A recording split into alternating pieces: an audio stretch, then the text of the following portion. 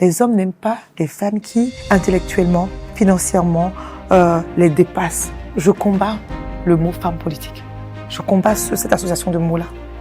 Je dis, je suis un animal politique, certes de sexe féminin, mais ce n'est pas mon sexe qui fait la qualité de la politique que je suis. On ne peut vouloir faire évoluer le monde dans lequel on est sans la moitié de la population. Mais c'est ça, la moitié de la population, ça. Elle est féminine. Elle est féminine, mais c'est exactement ça. Et je rentre au Bénin, je rentre dans l'enseignement supérieur et je me rends compte que tout le monde attend qu'on... le terrorisme fait partie, enfin pour moi, fait partie des conséquences du temps qu'on a mis pour nous développer, du retard de développement de l'Afrique. Parce que pour qu'un jeune ait envie de prendre les armes pour aller tirer sur les membres de sa famille, pour aller tirer sur les membres de sa communauté, parce qu'on lui donne de l'argent, eh ben, c'est parce que la société ne lui a pas permis de se réaliser en tant qu'individu. S'il y a une personnalité politique au monde, la seule d'ailleurs qui m'inspire, c'est bien Patrice Talon, en termes de patriotisme, d'amour pour ce pays, de capacité à se sacrifier pour ce pays, de capacité à tout donner, à donner tout ce qu'on a dans les tripes, d'aller au bout de tout ce qu'on est capable de donner pour un pays, transformer le pays et pour qu'on puisse voir effectivement, que le monde entier puisse voir que en réalité les Béninois sont les plus intelligents, que nous sommes un peuple capable en fait, à l'instar de d'autres peuples qui en 50 ans, même pas en 30 ans, se sont sortis de situations qu'on ne peut pas imaginer, de la pauvreté, du sous-développement.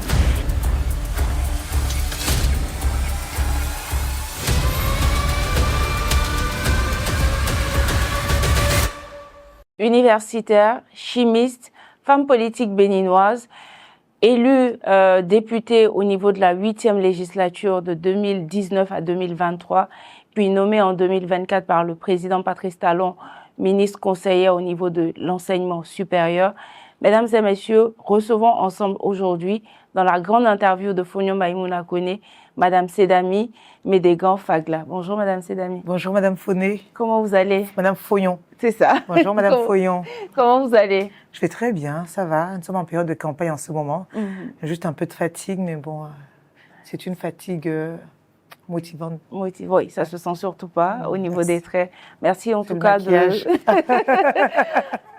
Merci de nous avoir accordé cette interview ce matin. Très bien, merci. Alors, essentiellement, nous allons parler de votre carrière politique, des enjeux politiques au niveau du Bénin, mais également des femmes en politique.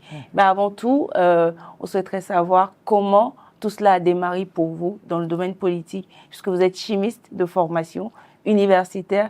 Comment vous faites la transition de l'université à la politique? C'est vrai que ce n'était pas très clair depuis le départ.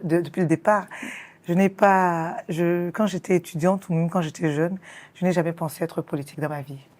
En fait, ça a commencé par une rencontre incroyable, que je décris, mais j'aime bien décrire ça. Un jour, j'étais encore étudiante à Paris, je crois que j'étais en licence ou maîtrise, je ne sais plus, et je descends du train, je sors de la gare, et je rencontre qu'il y avait des personnes là qui faisaient de la pub pour de la politique. Et puis il y a une dame qui m'arrête et qui me dit est-ce que vous pouvez m'accorder 5 minutes? Et je dis non. Puis je fais mais c'est pour parler de quoi? Et elle me dit c'est pour parler de politique. Je dis oh là, parce que ça ne m'intéresse pas du tout. Et la réponse de cette dame a vraiment changé mon destin. Elle m'a répondu vous ne vous intéressez pas à la politique, mais la politique s'intéresse à vous. Et sur le coup, ça m'avait un peu vexée qu'elle m'ait cloué le bec. Mais après, j'ai énormément cogité sur cette phrase, mais vraiment des mois durant. Cette phrase ne m'a pas. À cause de cette phrase, je n'ai pas dormi pendant des mois. Mais c'est vrai, littéralement. J'ai dû faire de la recherche, comprendre la politique, et j'ai commencé à m'intéresser à ce qui se passe dans les différents pays et chez moi sur le plan politique à l'époque. Et donc c'était en 2001, ce que je raconte. Et puis j'ai compris ce qu'elle a dit en fait, parce que à l'époque c'était la douce montée de l'extrême droite et le débat sur les Noirs, leur présence, les métiers, les fonctions, voilà, les fonctions qu'on occupait, les postes qu'on occupait avaient commencé. Et j'ai compris ce qu'elle disait parce que c'est à partir de ce moment qu'on s'est senti visible, en fait, qu'on se sentait même agressé à travers des regards. Nous-mêmes, on s'est sentis noirs à partir de ce moment en France. Et ça m'a interpellée. Je dis, mais en réalité, c'est vrai. C'est la politique, ce sont les politiques qui déterminent mon bien-être dans une société, les conditions dans lesquelles je vais vivre dans une société. Et fort de cela, j'ai commencé à m'interroger à la politique dans le monde et particulièrement en Afrique. Mais j'avais déjà quand même beaucoup lu sur l'Afrique, notre histoire, l'histoire de la colonisation, d'abord l'histoire de l'esclavage, l'histoire de la colonisation. Et j'étais quand même très panafricaniste, mais panafricaniste maladroite. C'est-à-dire que je restais également dans les revendications avant de comprendre qu'en réalité, non, que effectivement, nous n'étions pas le seul peuple du monde à avoir subi la domination de d'autres peuples. Au contraire, que nous ne sommes pas une exception, mais que les autres peuples ont réussi à se relever. Je me dis, mais donc on peut donc le pour faire. moi, et j'ai commencé à chercher à comprendre comment ces peuples ont fait pour tourner la page définitivement, et qu'aujourd'hui certains peuples sont même plus puissants que les peuples qui les ont dominés dans le passé. Donc ça a complètement changé ma perception de la chose. Et avec tout ce bagage, j'ai commencé à m'intéresser à la politique chez moi. Eh bien, ça démarre très bien. Et j'ai commencé à m'intéresser à la politique chez moi.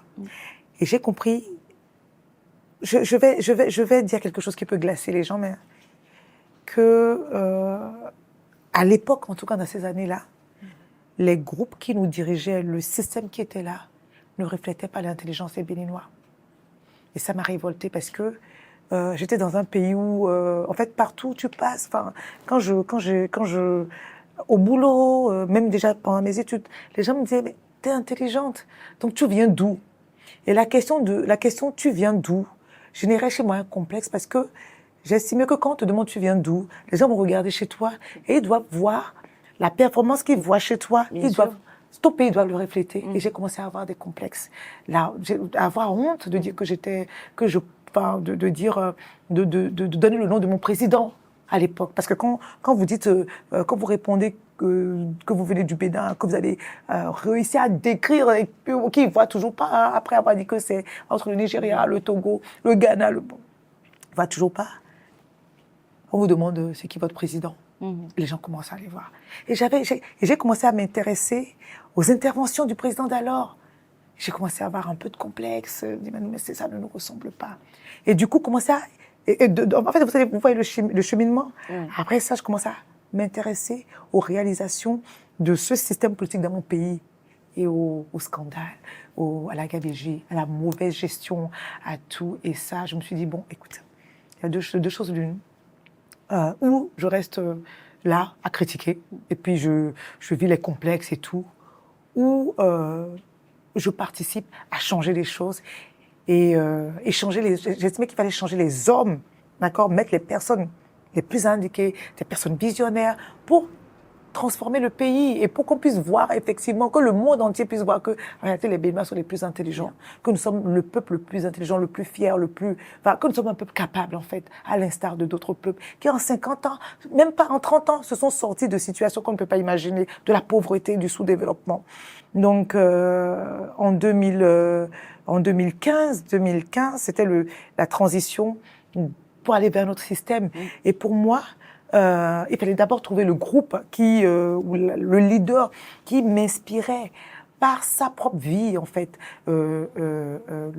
qui m'inspirait la confiance nécessaire pour aller avec lui et aussi, surtout, me dire que non, cette personne est capable. Donc, en fait, cette personne, je pense, d'aborder ce point.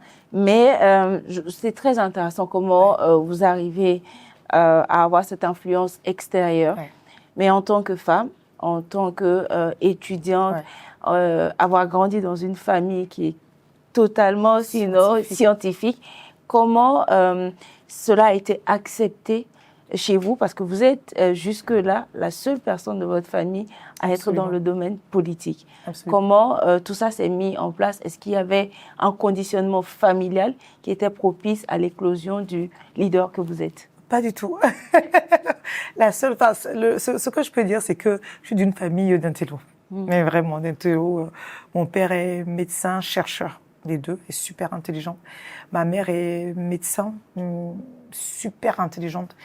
Et j'ai des parents qui ont un QI qui m'interrogent jusqu'à ça, enfin, qui m'étonnent jusqu'à ce jour. Et puis des frères super intelligents. Mais mon père, il voulait juste que je fasse de la médecine, que j'étudie et que je fasse de la médecine et des sciences, en fait, de la médecine et de la chimie, le même parcours que lui. Donc, et puis j'ai suivi parce que c'était ma passion. Je suis vraiment scientifique dans l'âme. Moi, j'adore la chimie, j'adore la physique, j'adore les maths. Et pour vous dire, même ce matin, j'ai lu un peu, j'ai un gros bouquin de physique quantique, là, j'ai lu un peu de 6h à 7h avant d'être là. Donc, j'adore la science, c'est ma vie, parce que j'estime que ça me permet de comprendre le monde. La science nourrit ma spiritualité. Voilà. Donc, non, et mes parents, non, pas du tout. Il fallait juste être intelligent et puis, voilà, suivre son chemin, mais dans la science. Et donc, je suis une surprise. Et bon, la famille a suivi. Ça a été très bien accueilli, mais vraiment, j'ai l'accompagnement de tous mes parents, de tous les membres de ma famille. Je suis soutenue, portée, protégée, mais vraiment par mon père, ma mère, mes frères. À partir du moment où j'ai exprimé l'intention de faire de la politique, je n'ai eu que de l'accompagnement autour de moi. Donc, j'ai été portée par ma famille, mais vraiment, c'est mes premiers soutiens d'ailleurs, mes premiers fans, mes premiers soutiens.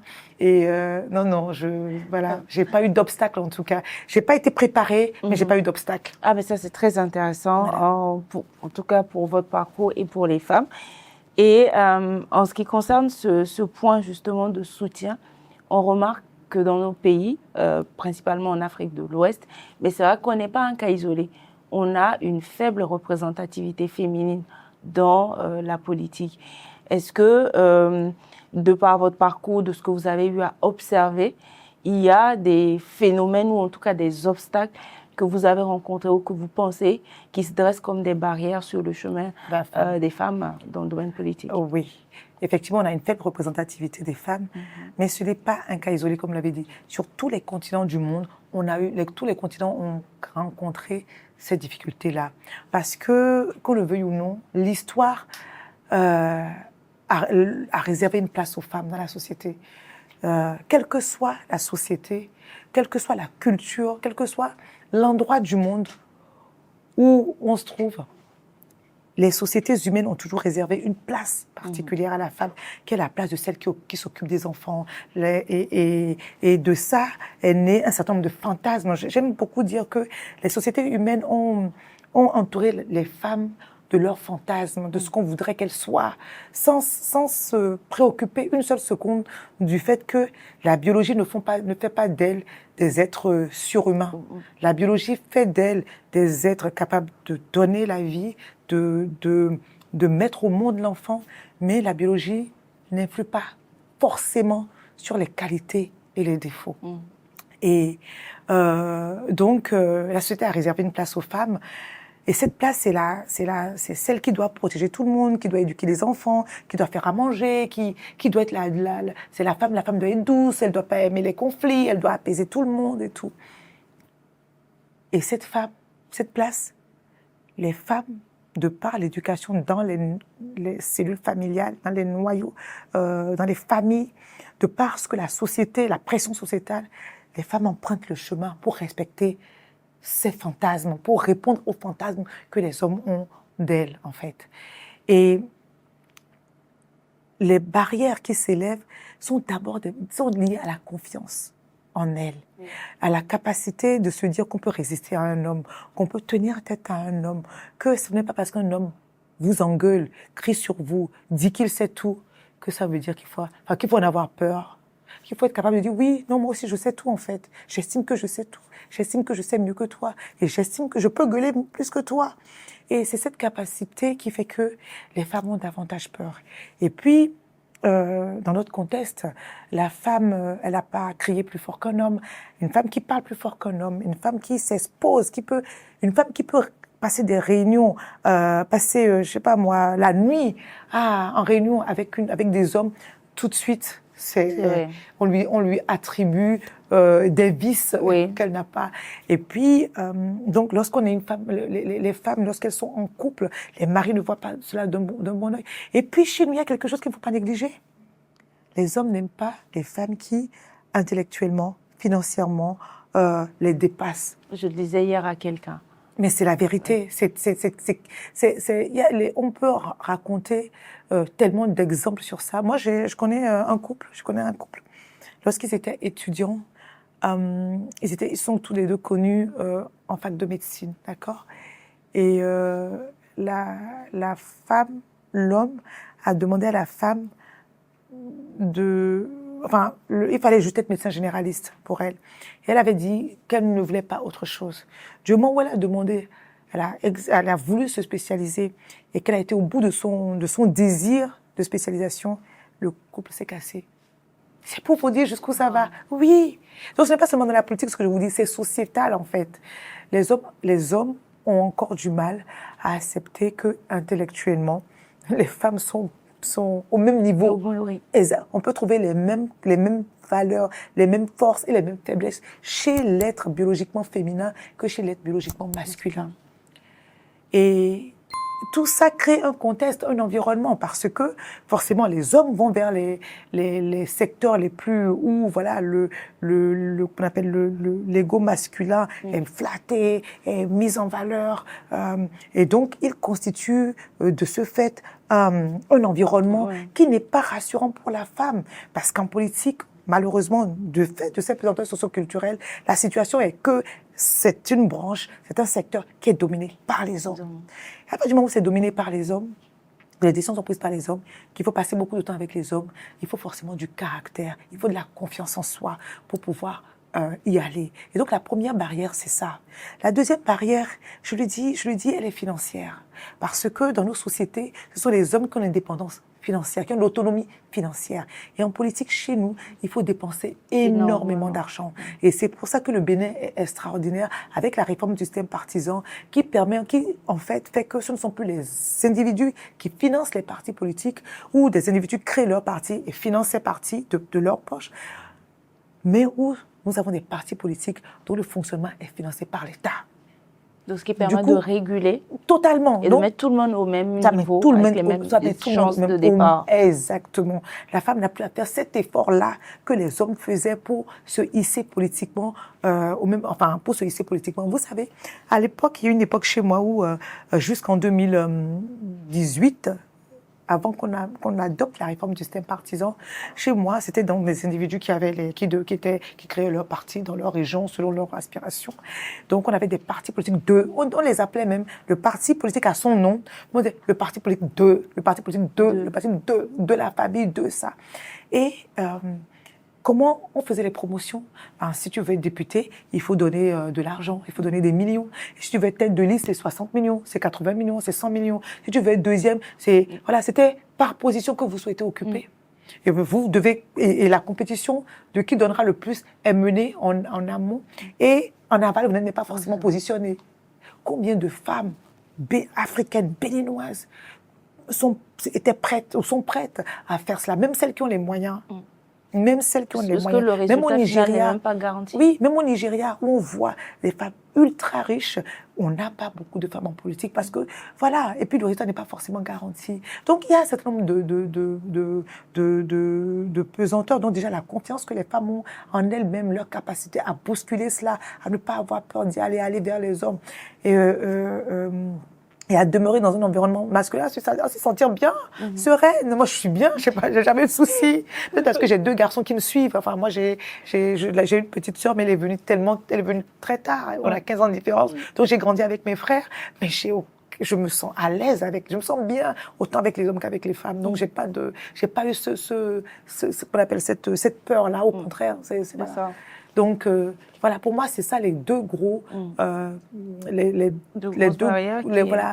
deux grosses barrières qui rendent difficile l'accès des femmes à la politique. D'accord. Mais ce qui est très bien, en fait, dans le développement de ces barrières-là, vous avez évoqué des réformes institutionnelles qui sont mises en place, qui vont permettre justement aux femmes d'avoir les mêmes chances de départ et pouvoir s'engager en politique sans s'épuiser financièrement. Absolument. Ou sans avoir les conditions financières comme une épée de Damoclès sur la tête.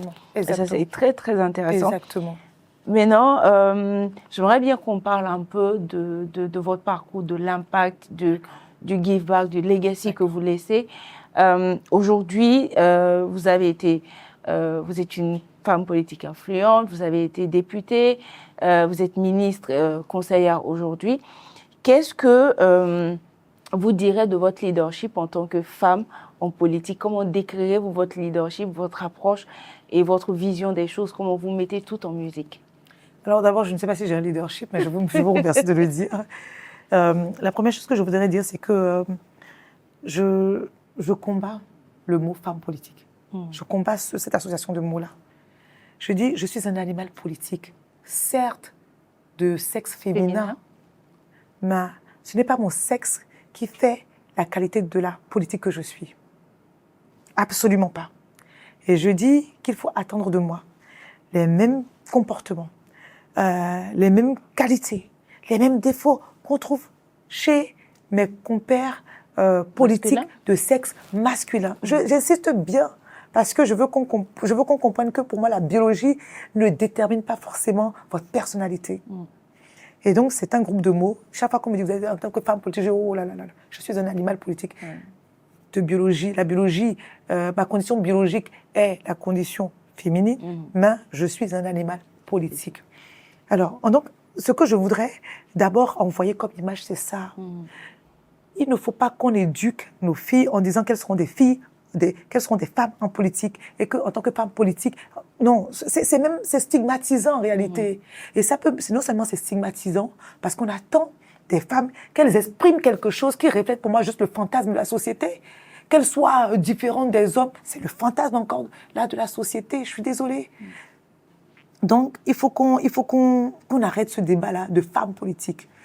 Deuxièmement, en termes je veux que parce que quand vous allez chez votre médecin, on ne demande pas aux gens, on ne dit pas, ah, une femme médecin, elle est différente d'un homme médecin. Est-ce qu'on dit ça? Non. Une femme enseignante, une femme professeure d'université, ah, c'est une femme professeure d'université. En tant que femme professeure, c'est quoi la différence avec un homme professeur? Donc, il n'y a aucune différence. En fait, la politique, c'est un choix de carrière. C'est choisir de débattre ou d'être, en tout cas, de débattre des problèmes qui concernent la société, d'accord? Ça ne change pas le fait que nous sommes exactement comme des femmes médecins, des femmes enseignantes, des femmes magistrates. Est-ce qu'on dit que les femmes magistrates, wow, parce que les juges et les femmes et les magistrates, oh là là, c'est une femme magistrate, donc ça doit être différent. Il n'y a aucune différence. Les règles sont les mêmes pour tout le monde, en fait. Donc, je voudrais d'abord, pour moi, c'est la première chose que je veux léguer. Il faut sortir de ce conditionnement de femme politique. Ça aussi, c'est un conditionnement. Parce que j'ai vu l'impact, les conséquences. Parce que lorsque je vous ai parlé des réformes, nous avons réservé une place aux femmes par circonscription sur nos listes électorales, sur les listes des législatives. Et ce qui a permis aujourd'hui d'avoir 24 femmes minimum, donc pour l'exploit qui a été fait en 2023, nous avons 29 femmes au Parlement, ce qui est une première au Bénin. Moi, à mon époque, nous étions 5. Nous étions 5. Et j'étais la seule pour mon parti politique. J'ai été la seule élue. La vice-présidente est venue après, mais la seule élue directement pour mon parti politique. Et quand la vice-présidente a été portée à d'autres fonctions, j'étais la seule femme représentant le plus grand parti politique du Bénin au Parlement. Mais du moment où on a changé les choses, les femmes sont arrivées massivement. Mais j'ai vu les débats, la perception de la population, les questions qu'on leur posait. Mais qu'est-ce que vous avez fait? Vous êtes femme, on ne vous entend pas, on s'est battu pour que les femmes arrivent. Qu'est-ce que vous avez fait de particulier? Je dis, mais arrêtez de les agresser. Et ces dizaines d'hommes qui sont au Parlement, dont on n'entend pas la voix, qui sont muets, à quel moment on leur demande ce qu'ils font au Parlement? À quel moment on leur pose cette question-là? Et c'est ça la stigmatisation que je veux qu'on évite, en fait. C'est pour vous dire, on a des hommes totalement... on a l'impression que c'est par magie qu'ils sont arrivés là. Et pourtant, personne ne leur demande la société, y compris les femmes. Les femmes sont les plus dures envers les femmes. Même les femmes ne leur demandent pas des comptes, mais demandent des comptes à leurs consoeurs qui sont partis là-bas. Ce n'est pas bien. Vraiment. Donc, il faut absolument, pour moi, sortir de ce piège-là et demander aux gens de ne plus nous considérer comme des femmes politiques, comme des politiques certes, mais point. Point. On va à la ligne suivante. Donc c'est mon principal legacy. La deuxième chose, c'est que j'ai suffisamment participé à à tout ce qu'on a mis comme corpus juridique aux femmes, tout ce qu'on a créé comme environnement juridique pour les femmes au Bénin, pour que les femmes puissent se sentir en sécurité. D'abord, donc, la réforme du système partisan qui a mis en place des partis d'envergure nationale qui ont le devoir de positionner aujourd'hui, de par les tests, un certain nombre de femmes, même dans leurs instances, en fait. On a les instances de décision à tous les niveaux du parti. Moi, par exemple, pour mon parti politique, quel que soit le groupe qu'on doit mettre en place, on fait toujours attention à ce qu'il y ait des femmes présentes. Et parce que, bon, quelque part, on se dit que l'appétit vient en mangeant. Si il y a une femme qui se bat, qui veut faire, ben, au contact même des autres, ou même des hommes du groupe, elle va s'émanciper, elle va prendre du plaisir, elle va prendre confiance en elle et montrer ses capacités. Donc, on se bat pour que dans toutes nos instances, les femmes soient présentes. Et puis, il y a les législatives qui obligent à ce qu'il y ait au moins une femme par circonscription dans nos départements. Ensuite, il y a la protection qu'on a faite pour la femme béninoise aujourd'hui. Je pense que la femme béninoise aujourd'hui est l'une des femmes les plus protégées de la sous-région depuis qu'on a adopté une série de réformes en octobre 2021 pour renforcer le corpus juridique en matière de protection. On a pris des lois on a renforcé les peines en matière de harcèlement. Ouais. On les a requalifiées. On a renforcé les peines. On a créé une cour spéciale à la CRIET, qui est la cour de répression des infractions économiques et terroristes au Bénin, la cour la plus crainte au Bénin. Et bien, nous avons créé une chambre spéciale dédiée aux infractions liées au sexe afin de vraiment de ne laisser, enfin, de vraiment protéger la femme béninoise, qu'elle se sente en confiance. Et à côté de ça, nous avons une instance qui ne fait que ça, l'Institut national de la femme, qui ne fait que ça aujourd'hui, et qui peut même rester en justice, même lorsque la femme ne veut plus elle-même aller plus loin, parce que la pression sociétale l'oblige à dire, vous êtes violée par un homme, par exemple, voilà, imaginez, vous êtes violée par votre beau-frère. Mais parce que c'est le frère de votre mari, la famille de votre mari va vous dire, si vous ne voulez pas casser votre couple, il ne faut pas en parler. Or, vous, en tant que femme, vous lui demandez. Vous êtes violée, vous avez été violée. Donc, dans des cas comme ça, même quand la femme recule, l'INF peut aller rester en justice. Et puis, on a quand même pris le soin au Bénin de regarder les lois qui ne permettent pas aux femmes d'être égales en droit comme les hommes, aux hommes. Parce que notre Constitution dit que les hommes et les femmes sont égaux en droit. D'accord ? Mais malheureusement, dans la pratique, ça n'a jamais été ça. Vrai. Et vous prenez par exemple le Code des personnels de la famille. Lorsque vous dites que nous avons le même degré en termes de l'égalité, les mêmes droits et devoirs face à la loi, et que dans votre Code des personnels de la famille, vous dites que vous imposez à la femme, une femme divorcée ou veuve, un délai de viduité, c'est-à-dire 3 mois pendant lesquels elle doit prouver qu'elle n'est pas enceinte avant de pouvoir aller contracter un autre mariage. Eh ben ça, c'est violer typiquement la Constitution. On ne se rendait pas compte.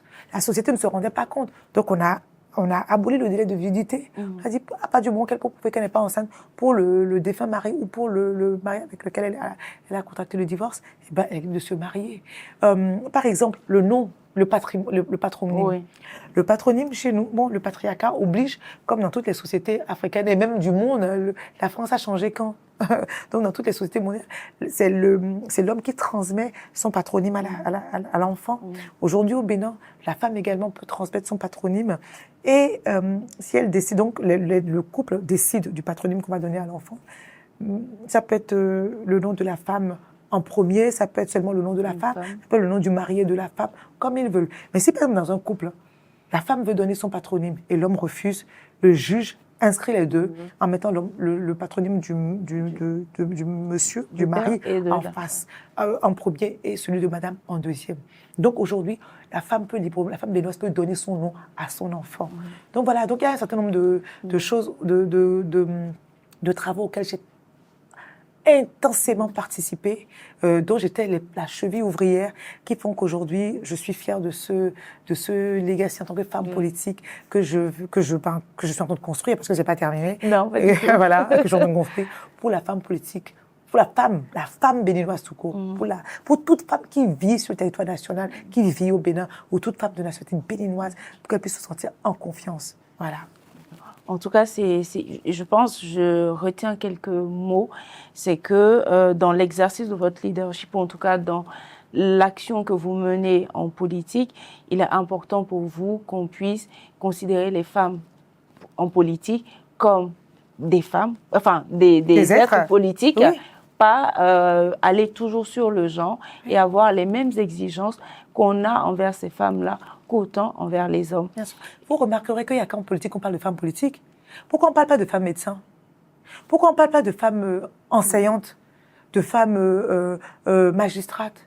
Pourquoi on ne parle pas, je ne sais pas moi, quels sont les métiers? Peut-être qu'il y a une volonté de pouvoir galvauder tout ça, ou peut-être de minimiser un peu l'apport. Ce que ça crée, je ne sais pas s'il y a une volonté autour, mais ce que ça crée, c'est ceci. On attend des femmes des choses qu'elles ne sont pas capables de donner. Je veux dire, on attend des femmes des choses que les hommes ne donnent pas. Oui. On attend qu'elles inventent des choses que des hommes n'ont jamais inventées. Pourquoi cela? La seule chose qu'il faut voir, c'est que d'abord, on a besoin de toutes les filles et de tous les fils d'un pays qui sont en capacité pour développer ce pays. Je dis toujours que si vous avez la grâce d'avoir vos deux mains qui fonctionnent, vos yeux, l'œil gauche et l'œil droit qui fonctionnent, vos deux pieds, le pied gauche et le pied droit qui fonctionnent, vous n'allez pas vous lever le matin, vous dire, bon, je vais bander l'œil droit, je vais attacher la main gauche, la main droite derrière, et je vais attacher mon pied gauche pour ne me servir, de mon pied droit pour ne me servir que du côté gauche. Vous ne pouvez pas fonctionner. Donc on a besoin de tout le monde pour l'effort, d'accord? Et puis si par exemple on dit qu'il faut 10 personnes, vous avez une voiture qui tombe en panne, un titan qui tombe en panne, on dit qu'il faut 100 personnes pour pousser ça. Dans la société, et là vous avez 100 personnes, 40 hommes, 60 femmes, mais il faut 100 personnes pour pousser. Si vous faites pousser par les 40 hommes, ça va peut-être se déplacer un tout petit peu, ça va pas se déplacer vite. Mais si vous faites déplacer par tout le monde, donc les 40 hommes et les 60 femmes, ça ira beaucoup plus vite. Donc c'est cela, on a besoin de tout le monde. C'est ce qu'on doit comprendre d'abord. Donc on a besoin de tout le monde pour développer ce pays. Que ce soit en médecine. Est-ce qu'on peut imaginer le Bénin aujourd'hui sans toutes les femmes magistrates? Si on enlevait toutes les femmes magistrates, le système judiciaire tombe. Si on enlevait toutes les femmes médecins, le système de santé tombe. Toutes les femmes enseignantes, le système éducatif tombe. C'est la même chose en réalité. Et j'aime bien quelqu'un qui le disait une fois, qu'on ne peut vouloir faire évoluer le monde dans lequel on est sans la moitié de la population. Mais c'est ça, la moitié de la population, elle est féminine. Elle est féminine, mais c'est exactement ça. En fait, c'est exactement ça. Et c'est ce que je voudrais qu'on retienne également. Moi, ce qui m'emmène, parce qu'il y a un deuxième point que vous avez évoqué, et quand vous parlez, on voit toutes les réformes qui sont mises en place. Ça m'évoque une question, celle de savoir, est-ce que vous voulez partager avec nous quelques situations particulières que vous avez rencontrées dans votre parcours politique aujourd'hui, qui peuvent être soit liées à votre genre ou pas, mais on veut bien en avoir quelques... Absolument. La résistance des hommes. La résistance des hommes, c'est quelque chose. Hein. J'ai compris... En fait, quand j'ai commencé, je vais commencer loin. De par mon éducation, de par la cellule familiale dans laquelle j'ai été élevée, je ne comprenais pas les pesanteurs socioculturelles. Mais vraiment. Moi, mon père m'a éduquée comme un enfant, comme un être humain. Il ne m'a pas éduquée comme une fille. Je ne devais pas aller à la cuisine, à l'instar de mes frères. Je n'avais pas à faire des tâches ménagères, à l'instar de mes frères. La seule chose que j'avais à faire, comme mes frères, c'était ramener d'excellentes notes de l'école et faire du karaté. C'était les 2 points obligatoires. Et d'ailleurs, j'aime raconter une anecdote, je la raconte même en famille, je rappelle à ma mère, elle en rigole, mon père, enfin j'aime raconter ça. Je me rappelle le jour où ma mère, j'étais déjà en terminale, à 3-4 mois de mon départ en Europe, ma mère se réveille et se rend compte que sa fille ne sait pas faire la cuisine. Elle dit, bon, maintenant, tu vas commencer à préparer, tu vas faire à manger. Et mon père lui dit, quoi? Elle va faire quoi? Elle va faire à manger. Avec tout ce que je paye à l'école, là, elle va apprendre à faire à manger. Ça ne m'intéresse pas qu'elle sache faire à manger. Le plus important pour moi, c'est qu'elle me ramène le bac. Ça. Et qu'elle puisse poursuivre ses études. Donc, je ne peux pas avoir la cuisine. Ma mère dit, mais elle insiste, mais Jérôme, mais si elle arrive là-bas et qu'elle n'arrive pas à se nourrir, elle saura se nourrir. Aucun être humain ne se laisse mourir de faim. Elle saura se nourrir. Elle trouvera une solution pour ça. Elle dit, mais est-ce que tu t'imagines qu'un jour elle va se marier? Et mon père lui répond, eh ben, quand tu es devenue ma femme, j'ai acheté une machine à laver pour pas que tu n'aies à faire la lessive. Ça devait être la première machine à laver du Bénin dans les années 70. Donc, si ma fille doit se marier et que son mari n'est pas capable de lui payer un cuisinier, c'est que ce n'est pas son mari. Ah, c'est très bien. C'est pour vous dire. Et donc, moi, j'ai été levée. J'étais la seule. Les obligations que j'avais, c'était d'étudier. Et de me lever les matins, tous les dimanches matins, pour être au karaté à 10h. Obligatoire. Il n'y avait pas. D'ailleurs, c'était fou. J'adore aujourd'hui les arts martiaux, mais ça a été du forcing. En début. Parce que les dimanches, quand on est ado, les dimanches, on veut dormir. Je pars là, de là, pour vous expliquer les situations que j'ai pu affronter, parce que pour moi. Donc, j'arrive, en fait, j'arrive dans l'arène sans savoir qu'il y avait des barrières. Parce que pour moi, j'en ai pas eu. Je connaissais pas ça. Et puis, j'ai eu des frères. Bon, moi, j'ai toujours joué avec mes frères à la guerre. Les amis de mes frères étaient mes frères. Donc, bon. Entre parenthèses, la seule chose que j'avais pas le droit de faire, c'était d'avoir un petit copain. À l'époque. La seule chose que mon père disait, tous les garçons étaient mauvais. Aucun n'était bien pour moi. Et donc, il fallait pas que j'aie de petit copain. C'est la seule chose. Mais, donc, j'arrive dans l'arène politique. D'abord, je rentre au Bénin, même quand je dis l'arène politique, je vais loin. Je rentre au Bénin, j'arrive à l'université et je commence à voir que tout le monde pense qu'il faut coucher avec eux. Enfin, tout le monde pense qu'il faut coucher. Voilà, le premier choc. Je me dis, pourquoi c'est comme ça? Parce que moi, durant j'ai eu la grâce de faire l'école française.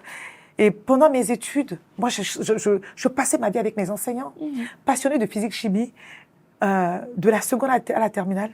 Quand la récréation sonnait, moi, je restais avec mon prof de physique-chimie en classe pour refaire ce que je comprenais pas. Et d'ailleurs, parfois, je l'énervais, parfois... Et mes profs adoraient ça. Certains adoraient ça.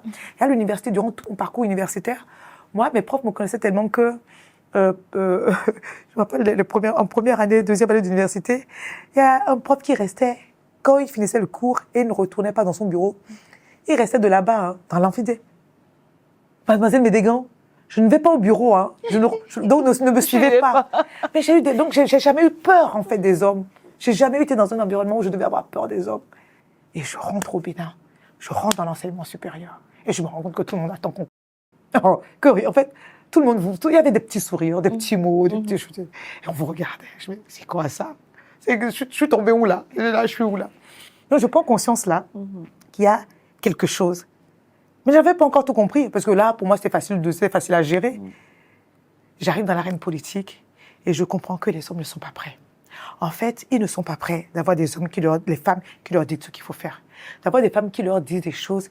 Et c'est que ces femmes soient capables de dire, c'est ce que moi je dis qui est vrai. Ce que toi tu penses n'est pas bon. Ça fait 30 ans que tu es en politique. Mais enfin, ça ne m'engage pas. Ça n'engage que toi.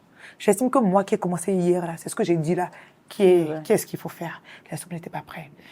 Et je vous assure, on a eu, en 2020, je pense que ça a été pour moi la période où moi-même j'ai compris que, à l'issue de cette période, j'ai compris moi-même quand même que j'avais un caractère. Parce que bon, on ne se définit pas soi-même. Mais quand j'ai passé cette étape, c'est là où après coup, j'ai compris que j'avais quand même du caractère. Et j'ai compris pourquoi les femmes avaient du mal. Parce que lorsque vous commencez avec eux, avec les hommes, comme je dis, la première chose, ils pensent que vous allez coucher tout de suite.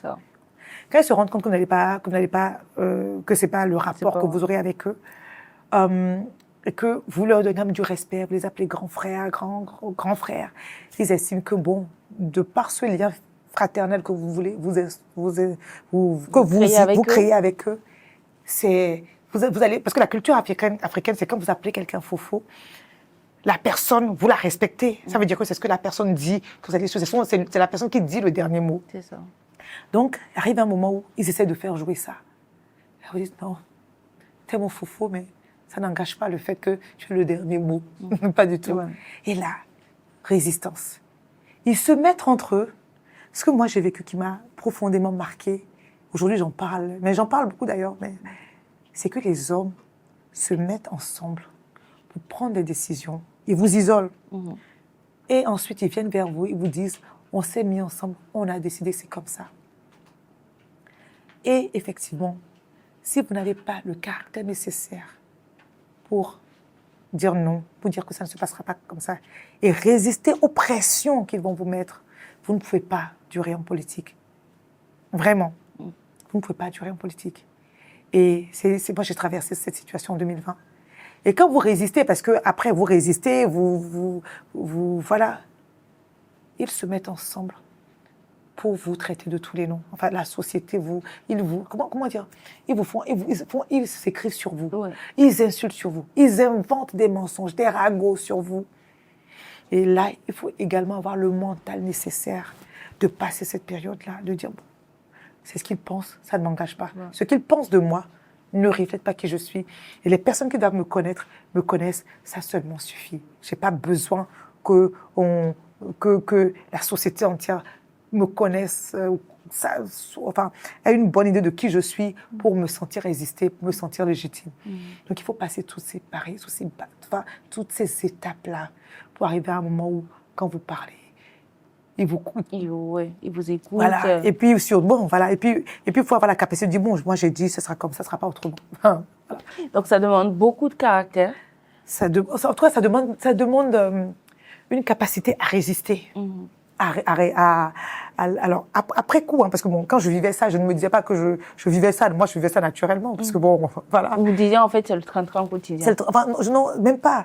Mais moi, quand je veux quelque chose, je l'obtiens. Et c'est pas parce que toi, tu vas me dire que ce que toi, tu penses est bien, que je vais adhérer à ce que tu penses. Okay. Et à partir du moment où on doit prendre une décision ensemble et que j'estime que c'est la mienne qui est la meilleure, ou voilà, je trouverai les voies et moyens de te dire que c'est la mienne qui est la meilleure. Bon. Donc, mais une fois que j'ai passé tout ça, que j'ai commencé à analyser, j'ai compris quand même qu'il fallait avoir du caractère. Mais vraiment. Et c'est là où je reviens à mon éducation, au karaté tous les jours. Aux arts martiaux tous les dimanches. Donc, quand je faisais les arts martiaux, j'étais seule. Fille de mon club pratiquement pendant très longtemps. Enfin, il y en a eu d'autres, mais pendant longtemps, j'étais la seule fille. Donc, tous les dimanches, je m'étais avec les garçons et puis se confronter avec eux, se battre avec eux. J'ai compris l'importance de cela. Et puis, donc, il faut avoir du caractère, qu'il faut savoir taper du poing sur la table. Il faut avoir confiance en soi. Il faut savoir que non, c'est parce qu'il a dit que c'est vrai. C'est parce que lui, il a dit que c'est vrai. Moi, la logique me commande ceci. Et à partir de ce moment, je m'accroche à ce que ma logique me commande. Et j'impose à ce que ma logique me commande. Ouais. Après, ils verront que j'ai raison. Même s'ils ne voient pas que j'ai raison tout de suite, dans 10 ans, dans 1 an, dans 2 ans, ils verront que j'ai raison. Et voilà. D'accord. Et ce que vous disiez tout à l'heure est très intéressant pour moi. Faisons un petit cas. On a une jeune femme qui est dans le domaine politique et qui est sur le point d'abandonner relativement à certaines difficultés ou certaines coalitions qui se font contre elle. Si vous devez lui dire 3 choses ou 3 mots ou lui partager 3 valeurs sur lesquelles elle devrait s'appuyer pour remonter la pente et prendre le dessus sur ces difficultés qu'elle vit à ce moment-là en tant que être politique, non, je dirais plus femme. Merci beaucoup. En tant qu'être politique ou une femme qui, justement, fait sa contribution en tant que personnalité politique. La première chose que je lui dirais, c'est de savoir que sa contribution est nécessaire pour la société. Et donc, pour ça, l'abandon n'est pas une option. Il faut qu'elle ôte ça de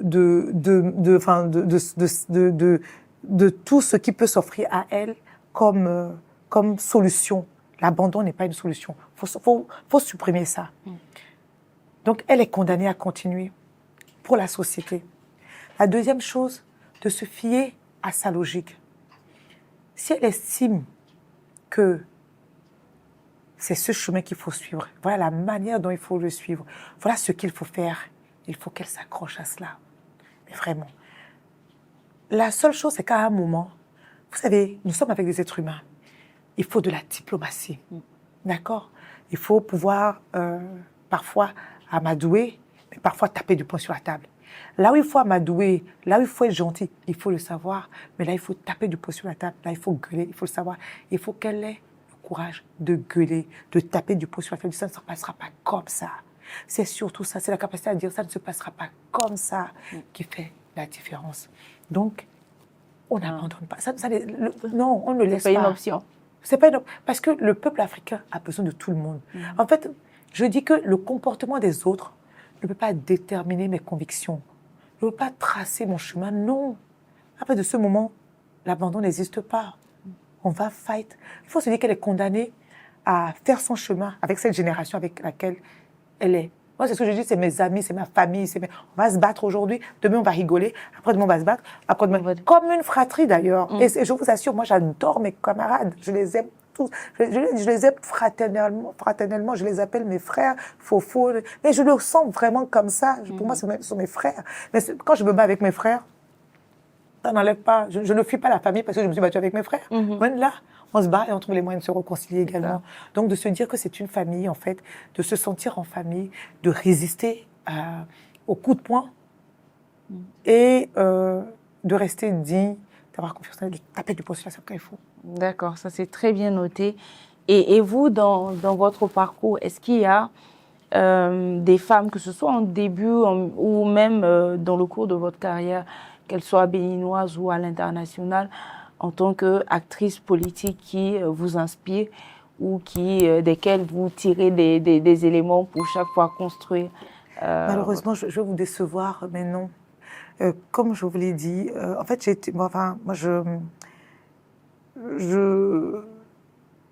je n'arrive pas à avoir de modèle loin de moi. Je n'en ai pas, dans aucun domaine d'ailleurs. Je peux dire que je suis fan de telle personne, mais ce n'est pas des politiques. Hein.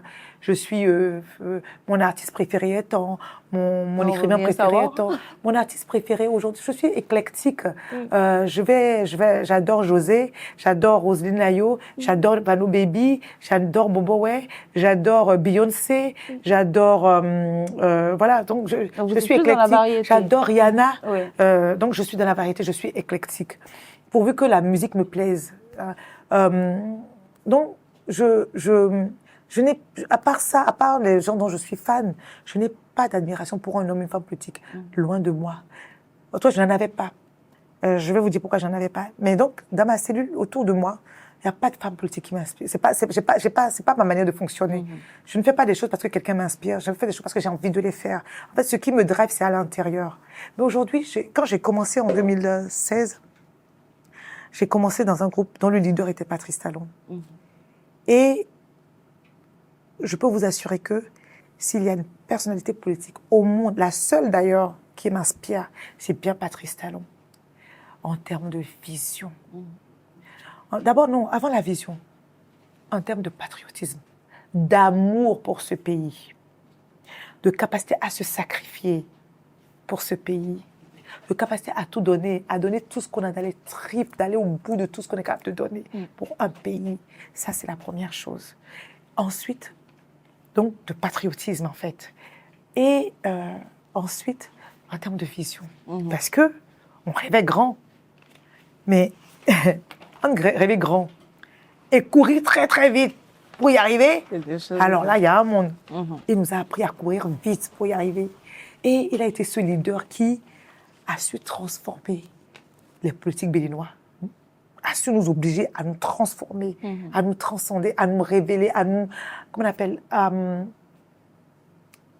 être au service des autres et à ne plus être au service de notre bien-être, de l'amélioration de nos conditions de vie, de notre promotion personnelle. Patrice Talon nous a appris ça. Il nous a appris à être au service des Béninois et il nous a appris à rêver grand pour le Bénin, à ne pas considérer le Bénin comme un petit pays.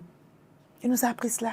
Et c'est aujourd'hui, moi, en tout cas, moi, c'est le modèle politique qui m'inspire. Et voyez-vous, c'est pas une femme. Je suis désolée. Je ne suis pas inspirée par les gens de par leur sexe. Je suis inspirée par les convictions, parce qu'ils dégagent, parce qu'ils sont, en fait. Et c'est ça, c'est Patrice Talon. C'est très bien. Mais vraiment, c'est comme ça. Non, mais c'est tout à fait normal. Parce que nous avions tous des rêves, on avait des convictions, on voulait transformer le Bénin. On est arrivé pour transformer le Bénin, pour révéler notre pays, pour montrer qu'on est capable. Mais la manière dont nous l'avons réussi, c'est lié au charisme, à la détermination, à la force de caractère d'un seul homme, à la vision d'un seul homme. Et ça, franchement, ça a toute mon admiration. D'accord. Et ce qui nous emmène justement à parler de l'un des sujets importants pour l'ensemble de la sous-région. Donc, c'est autant la question de l'insécurité. Donc, de plus en plus de situations, que ce soit de terrorisme ou encore d'autres actes qui affectent les populations.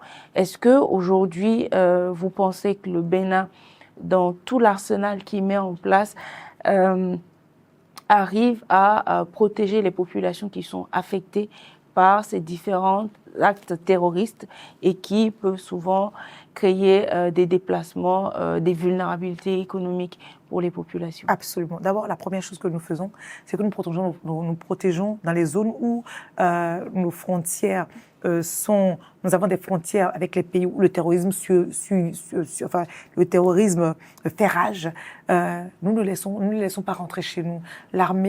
Notre armée est au quotidien sur le terrain, est déployée dans ces zones pour empêcher qu'ils rentrent chez nous. Donc pour l'instant, ils sont aux frontières, ils sont dans les autres régions, ils font des incursions chez nous, mais notre armée se bat tous les jours que Dieu fait. Donc nous avons une armée de plus en plus équipée, de plus en plus entraînée, de plus en plus résiliente, qui nous permet de résister.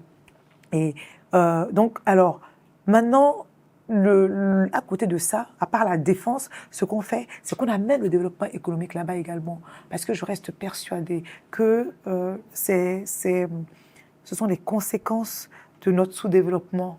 Le terrorisme fait partie, pour moi, fait partie des conséquences du temps qu'on a mis pour nous développer, du retard de développement de l'Afrique. Parce que pour qu'un jeune ait envie de prendre les armes pour aller tirer sur les membres de sa famille, pour aller tirer sur les membres de sa communauté, parce qu'on lui donne de l'argent, c'est parce que la société ne lui a pas permis de se réaliser en tant qu'individu.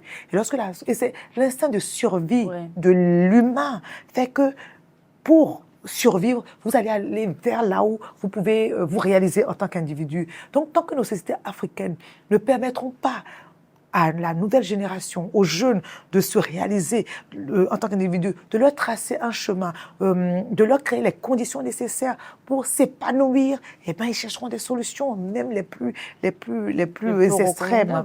C'est pas pour rien que les gens sont capables de laisser père et mère traverser le désert. Donc, tout en connaissant les conséquences de la traversée du désert, en connaissant les conséquences de ce cheminement-là pour emprunter des bateaux et aller dans un autre pays, que les gens se lèvent encore tous les jours pour le faire. C'est l'instinct de survie, c'est humain, on ne peut pas reprocher ça à l'être humain. Mais tant qu'on n'est pas capable tant qu'on n'est pas capable de créer les conditions pour que cet instinct s'exerce sur le plan national et autrement, on ne peut pas. On a beau dire, on aura toujours ces phénomènes-là. Donc le Bénin se bat aujourd'hui pour emmener l'État dans les régions les plus reculées. D'ailleurs, je le dis et je suis fière de le dire, c'est grâce à nous que dans la zone de Koualou, je sais pas, au Burkina, le peuple burkinabé est revenu de là parce que l'armée béninoise a fait un travail de nettoyage, même là. Donc, à l'époque où les relations étaient bonnes, et c'est grâce à nous que l'école s'est réinstallée, que les populations qui étaient parties sont revenues. Donc, en fait, quand les populations ont les conditions qu'il faut, elles vivent en toute quiétude. Et donc, nous nous battons pour emmener le développement économique là. Les routes, quand vous prenez le plan d'action aujourd'hui au Bénin, ce qui se voit, ce qui se réalise, vous avez des infrastructures qui sont érigées sur l'ensemble du territoire national. On amène le social dans ces régions-là, on amène dans les zones les plus reculées. En fait, l'État est présent, l'État assiste, l'État construit même les régions les plus reculées pour que nos concitoyens puissent se retrouver dans des conditions qui leur permettent de s'épanouir en tant qu'individus et puissent vivre de leur activité, de vivre décemment en fait. Décemment. Et surtout qu'ils puissent imaginer un destin possible pour eux, chez eux, là où ils sont. C'est très intéressant ce que vous dites. Et je pense que le long de toute cette discussion, on a parlé de ce que le Bénin était avant, de tout ce qu'il y a. Aujourd'hui, quand on arrive à Cotonou, on voit toute la dynamique qui se dégage. Quand vous regardez tout ça, quand vous voyez tous les efforts qui sont faits comme vous le dites, que par l'État pour la population, la visibilité, le rayonnement international qui est donné au Bénin aujourd'hui. Comment vous vous êtes senti quand il y a eu la situation insurrectionnelle qui a failli justement porter atteinte à la sûreté de l'État? D'abord, quand je me suis réveillée le matin, j'ai vu ce qui se passait là, j'avais comme la conviction que ça ne peut pas prospérer. Sincèrement, c'était tellement pas le Bénin que, voilà, il y a une confiance, il y a quelque chose en nous qui se dit, bon, ça n'ira pas, en tout cas, on réussira à surpasser cela également. Donc, aujourd'hui, avec le recul, je me dis que nous devons tenir compte du fait que le rayonnement du Bénin, qui devrait rejaillir sur la sous-région, dont tout le monde devrait tirer fierté dans la sous-région, eh ben, c'est pas le cas en fait. Qu'il y a encore des pays autour de nous, qui ne nous aiment pas fondamentalement, qu'il y a des individus qui ont pris en otage leur peuple, qui ont pris le pouvoir par les armes, donc pour moi, je vais utiliser un mot violent, mais qui ont violé leur peuple pour s'imposer, et qui sont dans une dynamique de soumettre tous les peuples de la sous-région, alors que chez eux, les populations qui subissent leur gouvernance depuis quelques années déjà fuient pour venir chez nous. On n'a qu'à se dire la vérité. Fuient. On sait ce qui se passe au Burkina, on sait ce qui se passe au Niger, on sait ce qui se passe au Mali aujourd'hui. Ce sont des pays qui ont régressé. Et les dirigeants de ces pays, je ne sais pas pourquoi, font une focalisation sur le Bénin, mais certainement pour détourner l'attention de leur peuple de ce qui se passe chez eux. Vous savez, c'est Machiavel qui dit ça. Machiavel dit que pour diriger, lorsque vous vous retrouvez dans une situation où vous ne voulez pas que le peuple voit la direction dans laquelle vous êtes allé, il faut détourner son attention. Il faut créer une situation pour que voilà, le peuple regarde là-bas et comme ça vous pouvez continuer à faire ce que vous faites sans être inquiété. Mais on a vu dans l'histoire du monde, on a vu plein de pays fonctionner comme ça.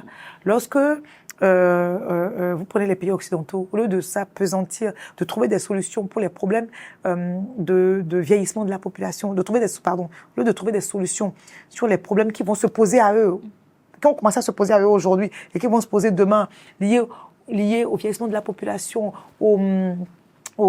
à leur perte de dynamisme, le plan économique, à la montée d'autres puissances économiques. Comme ils peinent à trouver des solutions, là, qu'est-ce qu'on fait? On stigmatise les musulmans, on stigmatise le port de voile, on stigmatise les femmes voilées, on stigmatise les noirs. Voilà, on parle sur des sujets. Exactement, pour ne pas aborder les sujets importants. C'est comme ça depuis la nuit des temps.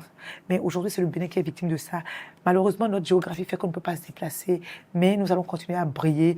Et puis, je prie, mais vraiment, je prie pour que le destin de leur peuple change. Par eux, si ça va améliorer le destin de leur peuple, d'accord? Et ce n'est pas par eux, par d'autres, mais pour que le destin de ces peuples change. Afin que dans toute la sous-région, on ait le même cheminement. Parce que si le Bénin évolue, si on va s'en sortir, on est en train de s'en sortir, on est en train de changer, de révéler notre pays. Si toute la sous-région était dans la même dynamique, on en profiterait davantage. On profiterait de ce qui tomberait au Burkina, ce qui tomberait au Togo. La sous-région profiterait. Exactement. Tout le monde en profiterait. Il y en aurait davantage pour tout le monde. Aujourd'hui, nous faisons notre chemin. Qu'il le veuille ou non, on le fera. Le Bénin est un pays particulier. Moi, je suis très fière de mon pays. Le Bénin est un pays particulier. Vous savez depuis quand un coup d'État n'a pas prospéré au Bénin? Depuis le dernier coup d'État en 1972. En 1972, il y a eu le dernier coup d'État. En 1975, le même groupe a voulu refaire un coup d'État, ça a échoué. Bob Denard est venu en 1977, alors qu'il a réussi dans tous les pays du monde. Les Béninois l'ont chassé. Moi, mon père et ma mère étaient dans la rue. Ils m'ont raconté. C'est de la rue, parce que c'était réserviste à l'époque, pour chasser Bob Denard. Et puis il y a eu cet épisode qui ne nous caractérise pas, qui ne nous détermine pas, qui ne dit pas qui sont les Béninois. Eh bien, je pense que ce n'est pas la voie qu'il faut adopter au Bénin. En tout cas, Ouais. il faut continuer à venir prendre le pouvoir par la démocratie. Et je voudrais profiter de votre urne ou de votre audience pour, encore une fois, exprimer toute ma fierté ou toute mon admiration pour l'armée béninoise. Vous savez, c'est une armée qui, en 1990, a dit publiquement qu'elle est républicaine, qu'elle va dans les casernes et qu'elle ne s'occupe pas de la politique. Et on l'a vu tout le temps. Et en fait, c'est un groupe d'individus isolés. Mais aucun haut gradé de l'armée béninoise n'a suivi. Aucun corps n'a suivi en réalité. Ce sont des individus isolés qui, par-ci, par-là, motivés par des commanditaires, des dirigeants de pays extérieurs, Burkina, Niger et autres, qui se sont retrouvés qui ont fait cette erreur-là. Mais tout de suite, l'armée béninoise a dit, mais on est où là? Ici, ça ne se passe pas comme ça. Donc ça, et les Béninois, nous sommes très, très fiers de nos forces de défense et de sécurité. Mais vraiment. Oui. Mais en tout cas, tout seigneur, tout honneur. Ouais. Donc je pense que c'est des mots qui vont les toucher, de reconnaître leur contribution chaque jour. Et pour fermer cette partie, il y a des élections législatives. En janvier. En janvier. Dimanche. Législative et communale. Et communale dimanche. Ouais. Aujourd'hui, quels sont les enjeux de ces deux élections, enfin de cette élection couplée pour votre parti, mais surtout pour la dynamique que le Bénin veut amorcer? Écoutez, les enjeux sont énormes, effectivement, mais nous avons confiance parce que le peuple béninois a vu un système se mettre en place pendant les 10 dernières années, a vu les résultats que ce système a produits sur notre bien-être collectif et nous n'avons pas, en tout cas personnellement, je n'ai aucune crainte que les Béninois veulent continuer dans cette dynamique-là. Donc en termes d'enjeux, c'est poursuivre ce que nous avons fait. Nous avons démarré depuis 2016, c'est poursuivre cela et continuer à nous améliorer en tant que dirigeants pour répondre le mieux possible aux besoins de développement de notre pays et à l'amélioration des conditions de vie de nos concitoyens. C'est créer l'environnement nécessaire pour que les futurs dirigeants n'aient pas d'autre choix que de continuer à emmener de l'eau partout, continuer à construire le pays, continuer à révéler notre pays. Donc, c'est ce qui se passe en termes d'enjeux, en fait, pour nous. Et j'ai foi que mes concitoyens ont vu que ensemble, nous pouvons réaliser des miracles et qu'ils sont prêts, dans leur majorité, en tout cas, à continuer ce chemin que nous avons démarré depuis quelques années déjà. D'accord. Alors, nous sommes presque au terme de notre échange. J'ai une dernière question pour vous, qui est celle de quel message, ou en tout cas, quels sont les mots que vous adresserez aux jeunes, filles comme garçons, qui aujourd'hui sont des leaders en devenir au niveau du Bénin et qui aspirent au changement, soit dans le domaine politique ou dans tout autre secteur. Quel message avez-vous à leur endroit? Alors, je voudrais leur dire que le Bénin a besoin de toutes ses filles et de tous ses fils. Et que, d'habitude, à l'extérieur, à l'étranger, lorsqu'on voit des Béninois, on dit « Oh, qu'ils sont super intelligents ». Que cette intelligence s'exerce chez nous, que cette intelligence s'exprime chez nous, qu'aujourd'hui, les conditions sont là pour que chacun puisse participer, apporter sa pierre à la construction de notre nation, en fait. Donc, que les conditions sont propices et que nous allons continuer à les améliorer pour mieux les accueillir, mieux leur permettre de participer à révéler notre pays. Donc, que le moment est propice, qu'il faut le faire, qu'il faut qu'ils s'accrochent, qu'il faut qu'ils se donnent et que qu'ils aient confiance en eux et en leur pays. Et je dis, le Bénin est une grande et belle nation. Le Bénin avait juste besoin de voir comment nous sommes capables de donner nous-mêmes, ce que nous étions capables de donner en énergie. Et on a tous constaté que comme on a commencé à donner, le Bénin aussi, l'âme du Bénin nous donne en retour. Donc aujourd'hui, nous sommes dans une période où la lumière est sur le Bénin, sur tout, de toutes les manières possibles, hein, dans tous les secteurs. Et en tant qu'individu, tous les Béninois l'expérimentent aujourd'hui. Quand on arrive quelque part, qu'on dit qu'on est Béninois, waouh, le sourire est différent. Ouais. On veut vous écouter. Avant, quand on était dans les cercles à l'international, quand on voulait parler en tant que Béninois, il fallait se battre pour imposer sa voix. Aujourd'hui, on dit, je suis béninoise et je veux parler. Tout le monde veut écouter le Bénin. C'est extraordinaire. Donc, ils doivent rentrer, ils doivent participer à cela, et ils doivent avoir confiance en eux. C'est parce que les conditions sont là. Aujourd'hui, c'est le moment ou jamais. C'est maintenant. C'est pas demain, c'est maintenant. En tout cas, c'est très bien dit. Et je voudrais rajouter que l'amour pour notre pays dépasse tout. Que l'amour pour notre pays transcende leurs propres faiblesses, nos faiblesses. Et qu'on soit prêt, à l'instar du président Talon, ce qu'il nous a montré, qu'on soit prêt à tout donner, à donner tout ce qu'on a dans nos tripes pour notre pays, sans condition, mais vraiment sans condition. Parce que parfois, on attend des gens qui disent « Qu'est-ce que le pays a fait pour moi ?» Non, sans condition. On donne au Bénin et le Bénin nous donnera de façon waouh, inimaginable. Ouais.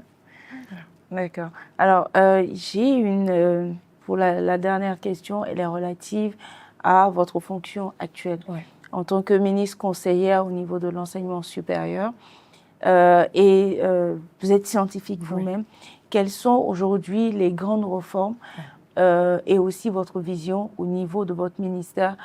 On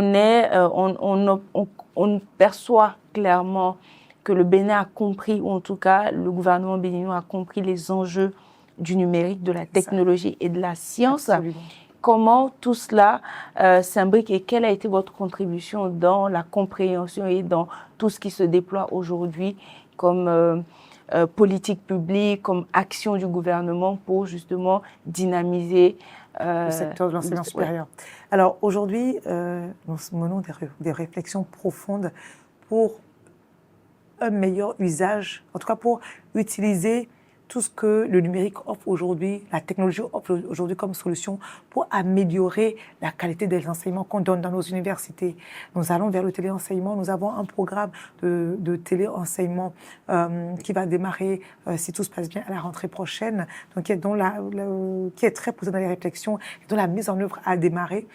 C'est pour vous dire où nous allons construire des campus numériques ultra moderne où les apprenants pourront venir suivre leurs cours, mais totalement dématérialisés, etc. Ensuite, nous projetons justement de voir comment aller plus loin, comment utiliser l'intelligence artificielle pour adapter le cours à l'apprenant, pour adapter de façon le parcours à l'apprenant, ou comment même améliorer ce que nous-mêmes nous faisons en tant qu'enseignants à l'université et sortir une génération d'étudiants, d'apprenants qui aura eu les mêmes qualités de formation que ceux qui sont dans les plus grandes universités du monde, mais tout en étant ici grâce au numérique. Donc c'est sur ça que nous sommes aujourd'hui. Nous commençons par ce que nous appelons ce qui est la première étape, le téléenseignement que nous allons déployer à la rentrée prochaine, où on aura des campus numériques, où les apprenants pourront venir suivre leurs cours, où les ressources proviennent de toutes parts, mais des sources les plus, où les qualités sont reconnues. Donc voilà, nous allons commencer là et aller davantage loin. Donc c'est ça ce qui est en train de se faire sur le plan d'enseignement supérieur et tout en utilisant utiliser les technologies nouvelles pour améliorer la qualité de l'enseignement chez nous. Parce que vous voyez, je dis souvent que on est dans deux mondes différents. Un étudiant qui est en Chine aujourd'hui, un étudiant qui est au MIT, un étudiant qui est dans une université béninoise, on n'a pas le même parcours, on n'a pas le même enseignement.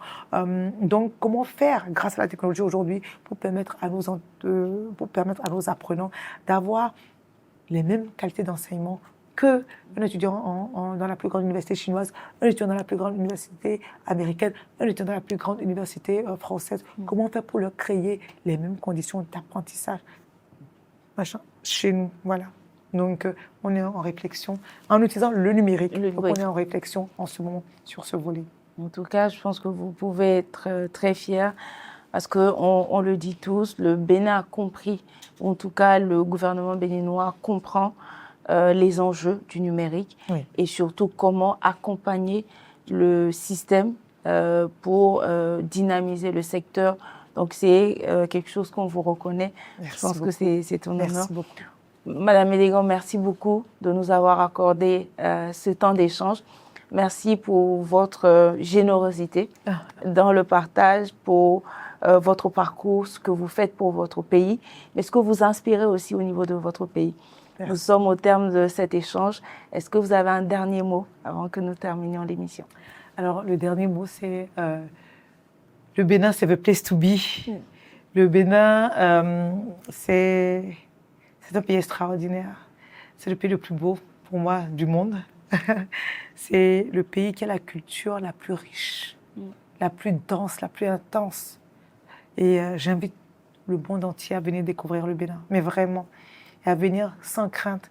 C'est un pays ultra sécurisé. Vous savez, je pense que c'est l'un des seuls pays, je ne veux pas dire le seul, où une femme peut se balader à minuit, à 1h du matin, dans la rue, même dans les quartiers, sans se faire agresser.